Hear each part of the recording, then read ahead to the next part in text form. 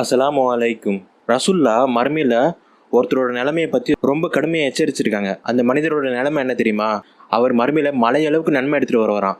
அல்லாஹ் அந்த நன்மையில் என்ன பண்ணுவானா தெரியுமா? தூசுகளாக்கி பறக்க விட்டுருவானா. அவர் கொண்டு வந்த மலையளவு நன்மையும் ஒண்ணுமேலாம் ஆக்கிடுவானா அல்லாஹ். சஹாபாக்கள் கேட்குறாங்க, யார் ரசூல்லா, அந்த நபர் என்ன தப்பு பண்ணாரு, எதுக்கு அவருக்கு இந்த நிலைமைன்னு கேட்கும்போது ரசூல்லா சொல்றாங்க, அவர் உங்களை போன்றவர் தான், எல்லா நன்மையும் தேடி தேடி செய்வாரு.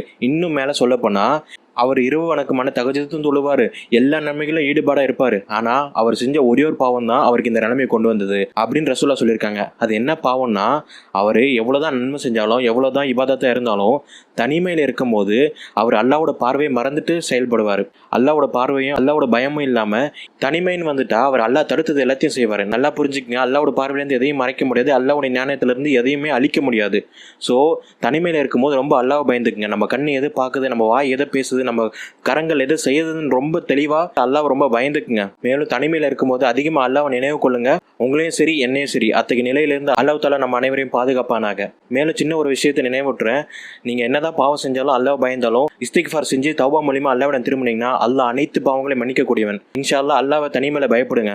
மேலும் நான் போகிற வீடியோ மிஸ் பண்ணாமல் பார்க்கணுன்னா என்னோட யூடியூப் சேனலை சப்ஸ்கிரைப் பண்ணி இன்ஸ்டாகிராமில் ஃபாலோ பண்ணுங்கள். அஸ்ஸலாமு அலைக்கும்.